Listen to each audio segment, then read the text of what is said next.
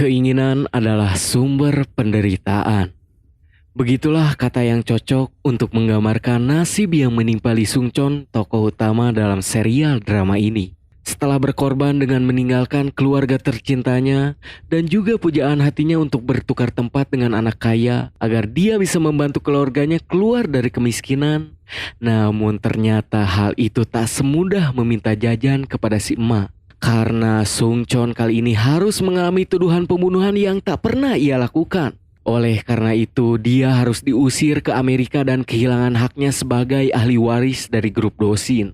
Apakah Sung Chon, sang tokoh utama kita, bisa membuktikan dirinya tak bersalah dan mengambil kembali haknya sebagai pewaris grup Dosin? Kita langsung saja ke ceritanya. Scene diawali dengan diperlihatkan waktu yang sudah time skip atau 10 tahun sejak Sung Chon meninggalkan Korea. Yang tentu saja semua teman sekelasnya yang dulu kini sudah berubah. Terlihat Lee Sung Chon alias Taeyong yang sedang diwawancarai oleh sebuah perusahaan, di mana sang pemilik perusahaan malah sedikit merendahkannya walaupun Taeyong memiliki persyaratan yang mumpuni untuk bisa bekerja di sana. Saat keluar dari ruangan wawancara tersebut, Taeyong melihat sebuah iklan yang di sana ada Oh Hyo Jin yang sekarang sudah menjadi sukses dengan menggeluti bidang kecantikan atau skincare. Scene kemudian berpindah ke tempatnya Oh Hyo Jin yang tampak ia selalu dibujuk oleh Park Jang Gun untuk mau melakukan acara variety show. Karena Park Jang Gun sendiri mengelola bisnis di bidang entertainment. Sesudah itu Park Jang Gun lalu mendapatkan sebuah panggilan telepon yang ternyata itu dari Na Joo-hae. Yoo-hae sekarang bekerja di salah satu stasiun TV di divisi investigasi. Dan tujuannya menelepon Park Jang Gun untuk memastikan bahwa Oh Hyo Jin dan juga Park Jang Gun tak akan ikut serta dalam pesta Amicus, yaitu sebuah pesta yang selalu diadakan oleh juntai dan para konglomerat lainnya. Yoo-hae sendiri dan timnya akan melakukan investigasi tentang adanya tindakan perjudian di pesta Amicus itu. Tapi salah satu atasannya tak setuju dengan ide itu dan tak mau terlibat. Sebab dia merasa takut kalau harus berurusan dengan para konglomerat. Namun Yoo-hae tak mempermasalahkan itu. Karena dia sudah menyuruh Lee Sung Chon alias Taeyong untuk membantu mereka. Dan scene langsung beralih ke pesta Amicus itu. Yang tampak Yoo-hae dan Taeyong menyamar sebagai pelayan di sana. Hingga tak lama muncullah Juntae dan juga temannya yang kita lihat di scene awal. Dan setelah itu diperlihatkan sang tokoh utama kita tak lain dan tak bukan adalah Lee Sung Chon yang terlihat sangat berbeda. Dari mulai penampilan serta kelakuan yang tampak seperti berandal. Dan tak lama datanglah Oh Hyo Jin bersama Park Jang Gun ke sana. Oh Hyo Jin yang awalnya tak akan datang kemudian memutuskan untuk datang sebab dia mendengar kabar bahwa Lee Sung Chon ada di sana setelah cukup lama meninggalkan Korea. Dan ternyata sekarang Lee Sung Chon dan Oh Hyo Jin sudah bertunangan. Sementara itu Yoo-hae akhirnya berhasil menemukan dan merekam kegiatan perjudian di sana. Namun tak lama salah satu tim investigasinya ketahuan. Dan Yoo-hae kemudian mencoba berlari untuk menyembunyikan bukti rekaman yang telah ia dapatkan. Hingga dia kemudian ditarik oleh seorang pria dan ternyata pria itu adalah Lee Sung Chon. 잠입 취재 뭐 그런 거야? Yoo-hae merasa heran melihat Taeyong alias Lee Sung Chon berada di sana. Sebab yang Yoo-hae ketahui, Taeyong alias Lee Sung Chon berada di Amerika. Lee Sung Chon dengan sikapnya yang sekarang kemudian mempertanyakan alasannya Yoo-hae yang selalu mencarinya. Apakah itu berkaitan dengan pembunuhan ayahnya? Sung Chon pun menegaskan bahwa dia tak ada hubungannya sama sekali dengan pembunuhan itu. Dan tak mungkin melakukan itu sebab hal itu tak akan memberinya keuntungan. Namun Yoo-hae lalu mempertanyakan kalau Sung Chon memang tak terlibat dengan pembunuhan ayahnya, kenapa ia tiba-tiba pergi ke Amerika? Tapi tak lama datanglah Taeyong ke sana lalu menyuruh Sung Chon untuk menjauh dari Yoo-hae. Hingga muncullah Oh Hyo Jin bersama para penjaga pesta Amicus yang langsung menyeret Yoo-hae keluar bersama Taeyong. Juntae sebagai presiden pesta Amicus merasa jengkel karena pestanya terganggu oleh tingkah Yoo-hae dan juga Taeyong. Dia pun lalu mencoba menampar Taeyong, tapi Sungchon malah menahan tamparan itu dan langsung meminta maaf kepada Juntae atas sikap Taeyong dan juga Juhye. Serta Sungchon meminta untuk melepaskan mereka. Dan diceritakan sekarang Juntae adalah CEO dari grup Dosin Teknologi. 얘들도 좀 불쌍하기도 하지 않아요? 네가 이렇게 Kita pun akan dibuat bertanya-tanya, kenapa sikap Sungchon sekarang terlihat sangat menurut kepada Juntae tak seperti dulu. Bahkan terlihat kalau Sungchon kini mulai takut dengan Juntae. Hingga karena itu Oh Hyojin lalu pergi dari sana dan Sungchon pun menyusul Oh Hyojin. Di dalam mobil, Oh Hyojin mempertanyakan sikap Sungchon yang tak marah diperlakukan seperti itu oleh Juntae. Namun jawaban Sungchon malah berkata, "Relax." Membuat Oh Hyojin kesal lalu menghentikan mobilnya. Dan tak lama muncullah beberapa orang yang langsung menyeret Sungchon. Ternyata mereka adalah orang suruhan Ketua Huang untuk membawa Sungchon ke hadapannya. Di dalam rumah, si ibu tiri bersama ketua pelayan merasa terkejut dengan sikap Taeyong alias Sungchon yang benar-benar berubah menjadi sangat kacau. Sementara itu, Ketua Huang lalu menanyakan kenapa anaknya kembali ke Korea. Sungchon berkata bahwa dirinya hanya bosan dan kesepian. Ketua Huang lalu berkata kembali, apakah sekarang Taeyong alias Sungchon sudah tak memiliki keinginan lagi untuk sampai ke puncak dan akan hidup sebagai berandalan? Sungchon pun menjawab bahwa tak ada lagi yang bisa ia lakukan, sebab sekarang ia tak memiliki saham serta apapun lagi. Terlebih lagi Ketua Huang meninggalkannya dan tak memberinya bantuan saat di Amerika. Shin kemudian berpindah ke tempat Juhye. Ternyata walaupun kejadian pembunuhan ayahnya sudah hampir 10 tahun, tapi Juhye tetap berusaha mencari siapa pembunuh ayahnya.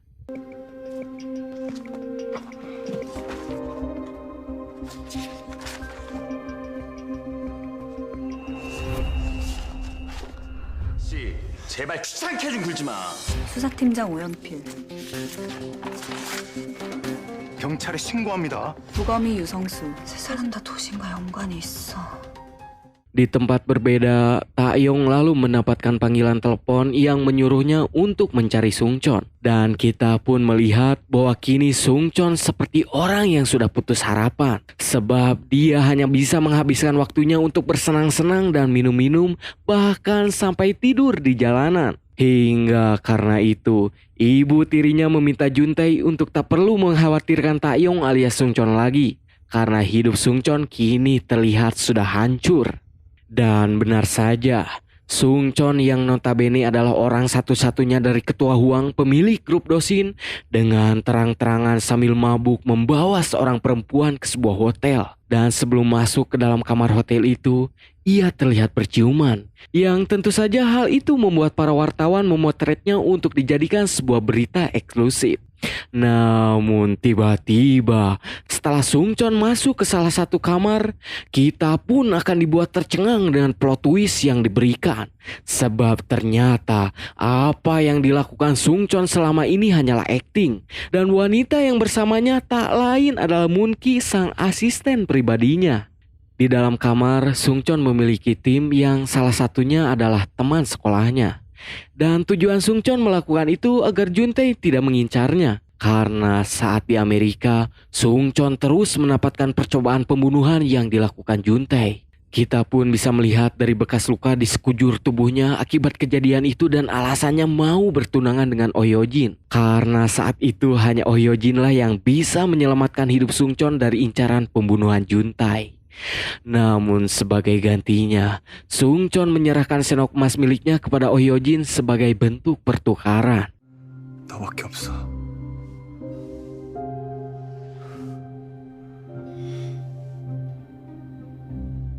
Di sisi lain, tampak sekarang ibu dan ayah Sungchon yang mempunyai restoran oleh-oleh karena si Pak Rentenir yang membantu mereka dengan menawarkan ruko strategis dengan harga murah, membuat kehidupan ekonomi mereka semakin membaik. Tapi tak lama masalah kembali muncul. Kali ini Taeyong yang mengalami hal itu. Karena tindakannya mengganggu pesta amikus, temannya Juntae yang bernama Sungwon mengancam Taeyong untuk membayar ganti rugi sebesar 100 juta won. Taeyong lalu menemui Sungwon dan bersujud agar dia tak menuntutnya. Di sana Taeyong diperlakukan tak manusiawi, hingga membuat Oh Hyojin sedikit merasa iba dan menyuruh Pajangun untuk menyuruh Taeyong pergi. Dan untuk melupakan sedikit kejadian itu, Taeyong melupakannya dengan cara minum-minum. Dan tak lama datanglah Sungchon. Taeyong dengan kondisinya yang mabuk mencurahkan isi hatinya yang selalu menderita karena uang. Dan kini dia pun hidup seperti apa yang dikatakan Sungchon. Hingga datanglah Juhe ke sana. Juhe pun bertanya kepada Sungchon tentang alasannya membantu mereka yang tak jadi dituntut oleh Sungwon karena membayar denda mereka. Sungchon hanya beralasan kalau Taeyong dan Juhe adalah temannya. Dan tak lama Taeyong yang sudah sangat mabuk lalu pergi dari sana dan disusul oleh Juhe. Namun sebelum pergi, Juhe lalu berkata kepada Sungchon berapakah uang yang telah ia habiskan untuk menutupi kematian ayahnya. Mendengar itu membuat Sungchon hanya bisa terdiam dan membisu dengan ucapan Juhe. Saat di rumah, Sungchon kemudian kedatangan Oh Hyojin yang terlihat cemburu mendengar Sungchon tunangannya membantu Juhe mantan tunangannya. Sungchon pun beralasan kenapa Oh Hyojin harus takut dengan hal itu, sebab kelemahan terbesarnya sudah diketahuinya. Terlebih lagi, senok emas atau kartu as milik Sungchon sudah ada di tangan Oh Hyojin. Sebagai bukti bahwa Sungchon tak akan mengkhianati Oh Hyojin yang ingin menikahinya dan menjadi pemilik grup Dosin. Oh Hyojin yang mendengar itu langsung mencium Sungchon. Setelah itu, Sungchon lalu meratapi nasibnya sambil melihat buku yang dulu diberikan Juhe padanya saat ia masih menjadi Lee Sungchon, si anak miskin. Keesokan paginya, penduduk Korea dibuat heboh dengan berita tentang anak satu-satunya dari grup Dosin yang diduga memakai narkoboy. Membuat saham Dosin teknologi yang dipimpin oleh Juntae anjlok akibat kejadian itu.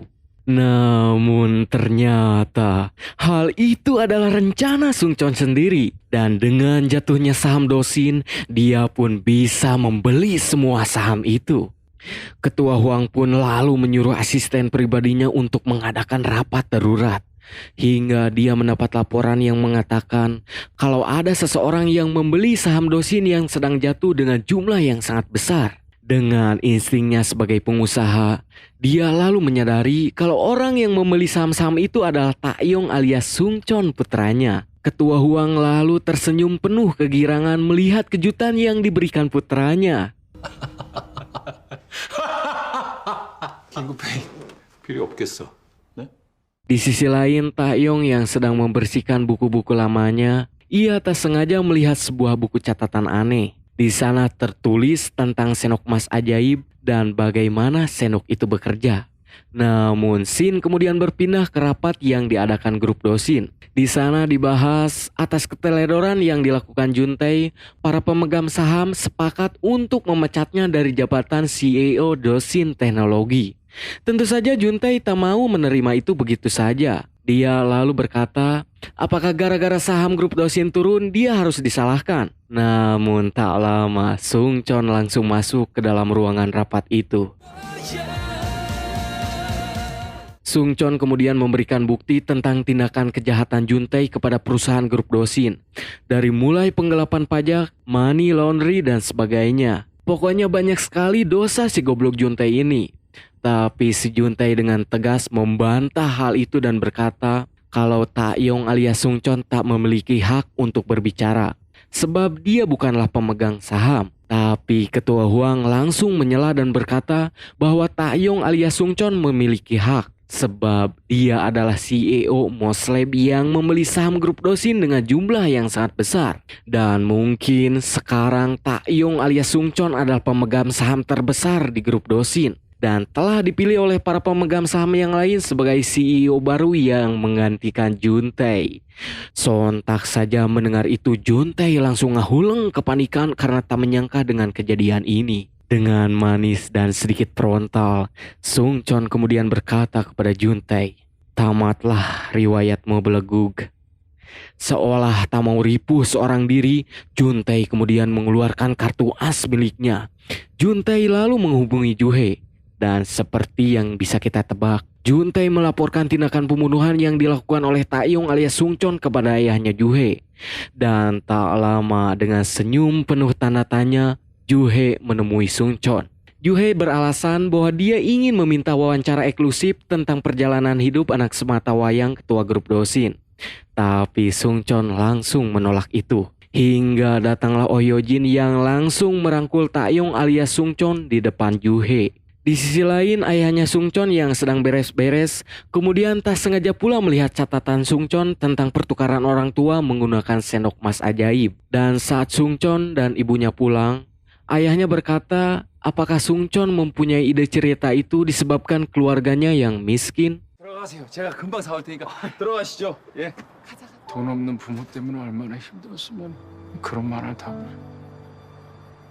Di tempat lain, Juhe berusaha keras agar Sungchon mau diwawancarai.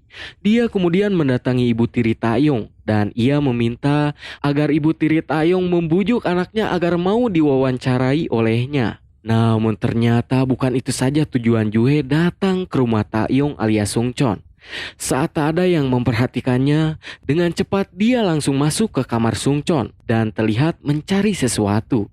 Dan ketika ia melihat sebuah berangkas, Juhe mencoba membuka berangkas itu. Namun sayang, berangkas itu memiliki kata sandi. Sedangkan Sungchon yang terlihat berada di kantor barunya bersama para staf yang sedang menghadap, hingga asisten pribadinya datang dan menyarankan agar Sungchon untuk bersantai sedikit karena kini ia telah berhasil menjatuhkan Juntae. Akan tetapi Sungchon berkata bahwa pertarungan sesungguhnya baru dimulai. Sebab ayahnya Ketua Huang pasti tak akan mengalah walaupun dirinya adalah putranya. Dan tujuan Sungchon sekarang adalah mengalahkan Ketua Huang. Saat malam, keluarga Taeyong dan Oh Hyojin mengadakan makan malam keluarga untuk membahas lebih jauh tentang hubungan kedua anak mereka. Ayahnya Oh Hyojin yang kita ketahui sangat so dan pika ijiden atau nyebelin karena selalu bersikap sok paling kaya, tapi di hadapan keluarga Taeyong dia bagaikan cecunguk yang tak bisa berbalik. Karena saat ibu tiri Taeyong berkata, kenapa anak mereka harus menikah dengan keluarga yang kekayaan dan asetnya hanya 1 triliun won dan tak selepel dengan mereka. Mendengar itu, ayahnya Oh Hyojin hanya bisa ngahuleng. Ibu tirinya Taeyong bahkan berkata, apakah Taeyong mau dengan Oh Hyojin karena Oh Hyojin cantik? Namun si ibu tiri berkata bahwa kecantikan yang dimiliki Oh Hyojin sangatlah pasaran, membuat Oh Hyojin hanya bisa terdiam. Tapi Taeyong alias Sungchon lalu berkata bahwa Oh Hyojin lah yang selalu membantu dirinya saat di Amerika. Dan kalau tak ada Oh Hyojin, dia tak mungkin bisa melangkah sejauh ini. Setelah itu, Oh Hyojin yang merasa dibela oleh Sungchon kemudian memeluk Sungchon dari belakang. Akan tetapi Sungchon berkata kalau mereka hanyalah rekan bisnis yang saling menguntungkan. Mendengar itu, Oh Hyojin yang sudah memiliki perasaan kepada Sungchon hanya bisa terdiam karena perasaannya seperti tertolak. Sebab Sungchon hanya menganggapnya sebagai rekan bisnis.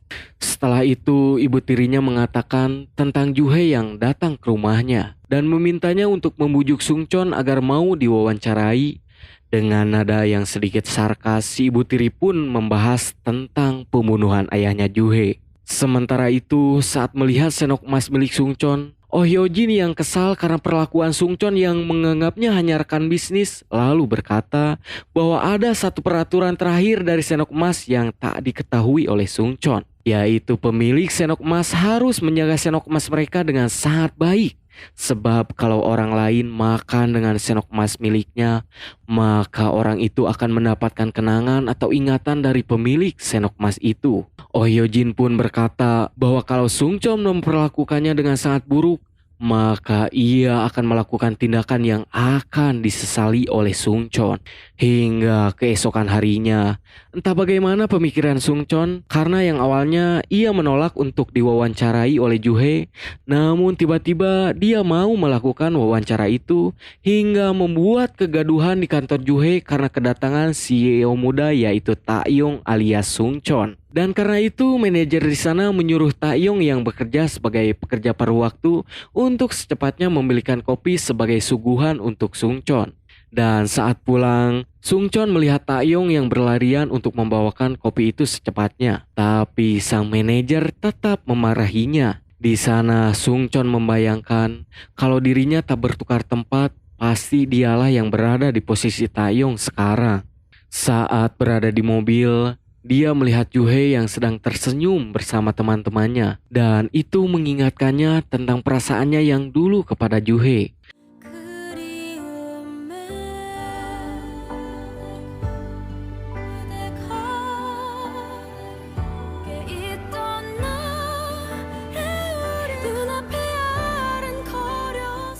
Saat malam, Juntae yang kini diceritakan sudah mulai bangkrut mendapat perlakuan kurang menyenangkan dari teman-teman amikusnya.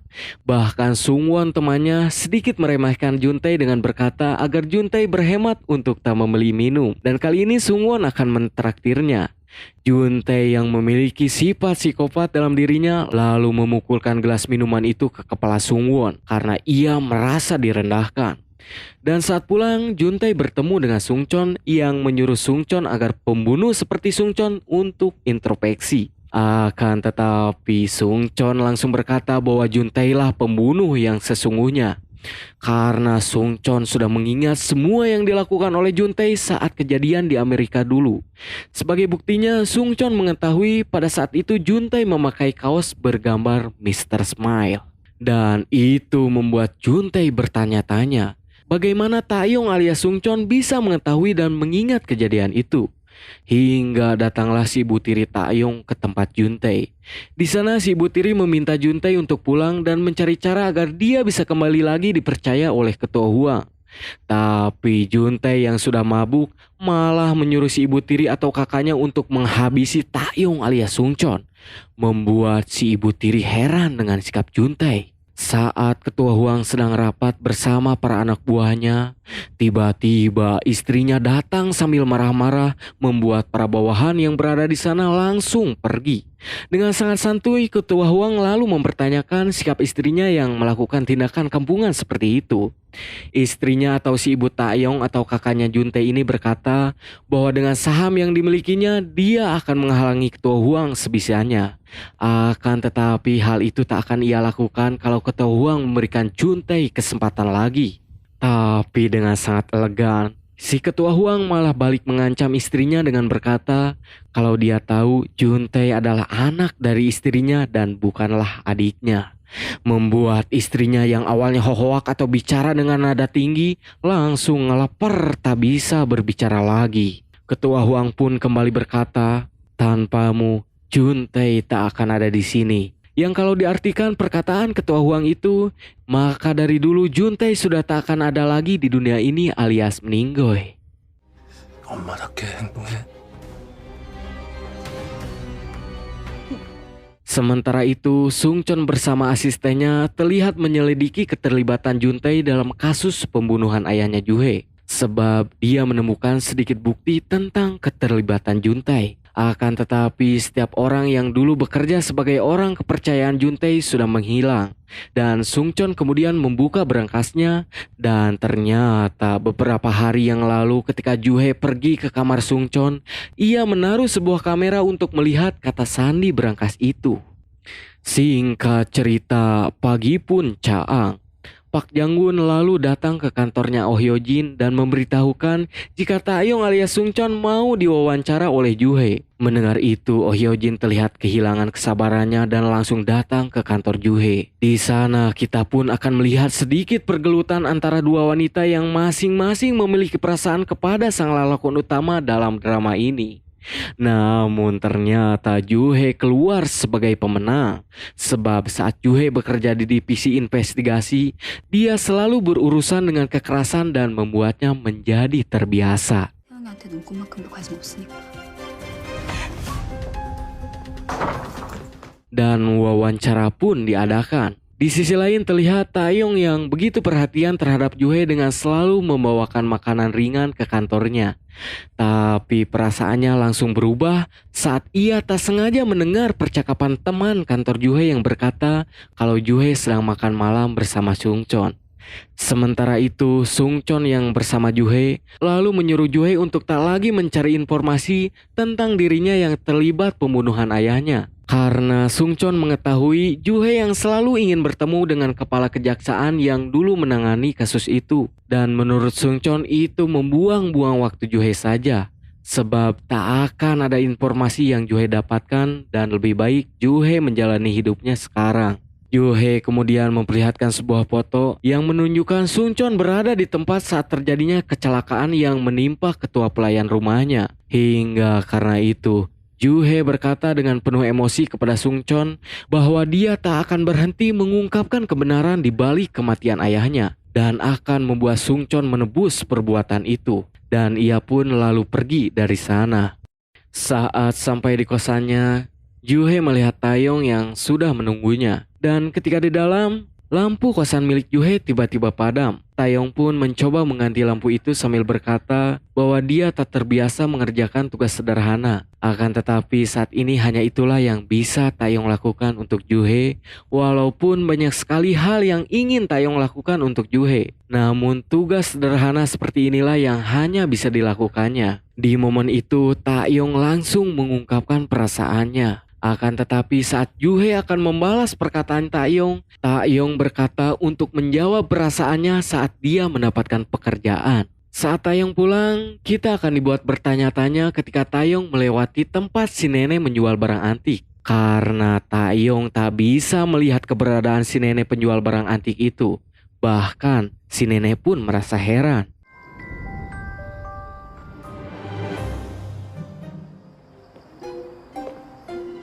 안 보이나? Sementara itu kita akan mengetahui bahwa ternyata para rentenir yang membantu keluarga Sung Chon tidak lain adalah suruhan Sung Chon sendiri yang melakukan itu dari dulu. Keesokan harinya, Oh Hyo Jin lalu mendatangi Sung Chon untuk memperingatkan Sung Chon bahwa Juhe mendekati Sung Chon untuk mencari informasi tentang kematian ayahnya. Sung Chon pun beralasan bahwa dia mau diwawancara oleh Juhe untuk mengetahui apa yang ada di pikiran Juhe. Merasa sarannya tak digubris oleh Sung Chon, sebelum pergi Oh Hyo Jin kemudian memperingatkan Sung Chon kalau senok emas miliknya ada padanya. Dan jika Sung Chon tetap bebal atau kekeh terus ingin dekat dengan Juhe, maka jangan salahkan dirinya kalau itu akan membuat Sung Chon menyesal. Ketua Huang lalu menyuruh asisten pribadinya untuk memanggil Taeyong alias Sung Chon ke ruangannya. Sebab Sung Chon telah berstatement kepada awak media tentang perusahaan yang tadi bicarakan kepada dirinya terlebih dahulu. Namun sang asisten berkata kalau Sung Chon tak ada di ruangannya dan sedang melakukan pertemuan penting. Ketua Huang pun kemudian merasa penasaran dengan pertemuan penting yang dimaksud. Ternyata Sung Chon sendiri sedang bersama Taeyong yang kemudian menyerahkan sebuah map agar Taeyong bisa melamar pekerjaan di perusahaan itu. Dan tak lama datang asisten pribadi Sung Chon dengan membawa semua keluarga Sung Chon. Dan maksud Sung Chon mengundang mereka semua ke restoran milik Alex Bow untuk merayakan ulang tahun pernikahan orang tuanya. Akan tetapi tiba-tiba muncullah ketua Huang yang mau tak mau ikut dalam acara makan malam itu. Dan itu membuat suasana menjadi canggung.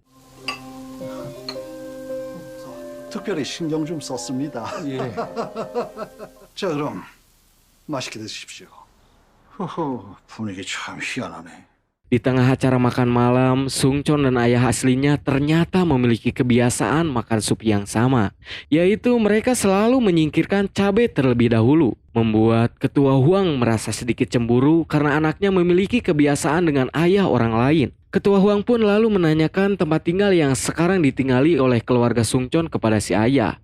Sambil merendah, si ayah Sung Chon lalu berkata kalau dirinya yang tak memiliki bakat dalam hal mencari uang sudah sangat bersyukur bisa tinggal di apartemen pinggiran kota dengan harga yang sangat murah. Tapi jawaban ketua Huang sangatlah sarkas. Dengan tegas seperti sedang memimpin rapat, ketua Huang berkata kalau uang diperoleh dengan kerja keras dan bukan dengan bakat. Dan jika seseorang berusaha semampunya, mustahil orang itu tak menghasilkan uang. Karena perkataan itu membuat suasana makan malam menjadi serasa berada di pengadilan. Sung Chon pun berusaha mencegah ayahnya terus berbicara agar situasi sedikit mereda. Namun seperti yang kita ketahui, kalau Ketua Huang sudah berbicara, maka ia akan terus ngablak-blak sampai orang yang diajak bicaranya terintimidasi. Setelah itu tampak keluarga Sung Chon yang tak terpengaruh sedikit pun dengan semua perkataan Ketua Huang. Bahkan mereka malah semakin saling menyayangi walaupun kondisi mereka serba kekurangan. Dan tak lupa ayah dan ibunya memberikan sebuah hadiah kepada anak mereka,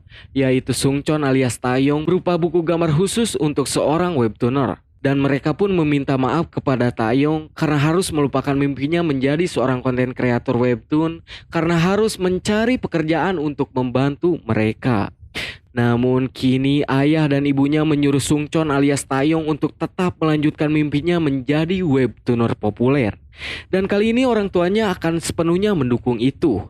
Di sisi lain, Sung Chon lalu menanyakan maksud serta tujuan ayahnya datang ke acara makan malam tadi. Ketua Huang lalu berkata bahwa dia sangat penasaran dengan Taeyong alias Sung Chon yang meninggalkan pekerjaannya demi menemui mereka. Akan tetapi Sung Chon kemudian berkata bahwa tak sepantasnya Ketua Huang berkata kejam seperti tadi. Karena Ketua Huang sudah mengetahui kondisi keluarga Sung Chon dan tak perlu menjabarkannya di hadapan mereka. Mendengar itu, Ketua Huang kemudian berkata bahwa alasan yang sebenarnya mengirim Taeyong alias Sung Chon ke Amerika karena Ketua Huang sudah menyadari ada rasa empati yang dimiliki anaknya. Dan dia pun dengan sengaja tak membantu Taeyong alias Sung Chon sedikit pun saat di Amerika dan membiarkannya seperti anak yatim piatu agar empati yang dimiliki anaknya menghilang. Karena menurut Ketua Huang, rasa empati adalah musuh terbesar jika seseorang ingin naik ke puncak atau sukses. Edan, sampai sebegitunya eta pemikiran. Mendengar itu, Sung Chon dengan menahan air matanya kemudian menjawab perkataan Ketua Huang. Sung Chon berkata bahwa ia sangat iri kepada keluarga Lee Sung Chon yang selalu mempercayai anaknya. Dan Sung Chon pun langsung pergi meninggalkan Ketua Huang. Dan tak lama si ibu tiri kemudian datang dan telah mendengar semua percakapan itu. Entah mau acting atau emang kasihan kepada Sung Chon, si ibu tiri kemudian berkata kepada Ketua Huang bahwa dia akan berusaha lebih baik lagi agar Taeyong alias Sung Chon mendapat kasih sayang seorang ibu. Namun si Ketua Huang langsung berkata, tak perlu kau bersikap seperti itu. Dan janganlah so baik kalau kebaikan yang kau tunjukkan untuk menutupi identitas Juntai. Sebab aku tak akan memberitahukan hal itu pada siapapun, ucap Ketua Huang. Si ibu tiri pun kemudian berkata, apakah kau ingin tahu siapa ayah dari anak ini? Merasa itu tak penting, Ketua Huang pun hanya menjawab, itu tak penting bagiku. Kita pun akan dibuat bertanya-tanya, siapa sebenarnya ayah Juntai? Dan kenapa si ibu tiri berpura-pura menjadi kakaknya? Namun, itu masih menjadi misteri. Scene kemudian berpindah kepada para kru TV yang akan mewawancarai Taeyong alias Sung Chon di rumahnya. Dan tak lupa Juhe pun ada di sana. Scene kembali berpindah kepada Oh Yo Jin yang tampak penjanggun memberikan foto-foto tentang kedekatan Sung Chon dan Juhe. Dan itu membuatnya murka. Sebab Sung Chon yang sudah ia peringati untuk tak mendekati Juhe tak mendengarkan perkataannya. Oh Yo Jin pun berkata, kau akan menyesalinya Sung Chon. Namun Scene kemudian berpindah kembali ke tempat Sung Chon yang tampak ia sedang diwawancarai. Dan karena itu Juhe mempunyai kesempatan untuk masuk ke kamar milik Sung Chon dan membuka berangkas yang Juhe sudah tahu passwordnya. Saat di dalam kamar, ternyata Juhe selama ini mencari sebuah jaket yang terdapat noda darah ayahnya. Dan hal itu ia ketahui dari Juntai. Scene kemudian berpindah ke tempatnya Taeyong. Dia melihat buku gambar yang diberikan ayahnya sebagai hadiah. Dia pun berkata bahwa mimpinya kali ini sudah berubah. Dia tak mau lagi menjadi webtooner dan ingin menjadi orang kaya seperti Sung Chon agar dia bersama keluarganya tak menderita lagi dengan uang. Edan. Sementara itu saat Juhe membuka berangkas pribadi milik Sung Chon, dia tak menemukan apa yang dicarinya. Namun, dia menemukan sesuatu yang membuatnya heran. Yaitu buku yang dulu ia berikan kepada Sung Chon, si anak miskin yang sangat dicintainya. Namun tak lama, Sung Chon kemudian sudah ada di sana dan menanyakan kenapa Juhe membuka berangkas pribadinya. Juhe pun malah balik bertanya, kenapa buku yang dulu diberikan kepada Sungchon ada di sana? Akan tetapi Shin kembali berpindah. Kali ini kita akan melihat ternyata Oh Hyojin mengundang Taeyong untuk makan dengannya. Dan tebak, apa rencana Oh Hyojin untuk mengundang Taeyong? Ya, benar. Oh Hyojin ternyata melakukan itu supaya Taeyong bisa makan dengan sendok emas milik Sungchon, agar semua ingatan Sungchon bisa diketahui oleh Taeyong. Dan gak sih, bakatku cemburu si Oh Hyojin iya, meni segitunya. Padahal mah masih ada Mimin yang jomblo di sini, euy. Dan adegan tadi pun sekaligus menutup video kali ini. Dan Mimin ingatkan, karena drama The Golden Spawn tayang Jumat dan Sabtu, maka kemungkinan besar part ke-6 akan Mimin upload seminggu lagi atau secepat-cepatnya pada hari Senin atau Selasa. Dan untuk itu jika kalian mempunyai rekomendasi film atau drama yang ingin saya review, bisa komen aja di bawah, oke? Sekali lagi saya ucapkan terima kasih yang sudah menonton dari awal sampai akhir. Dan mohon maaf jika ada penyebutan karakter yang salah, karena Mimin masih belajar. Saya pamit, bye-bye.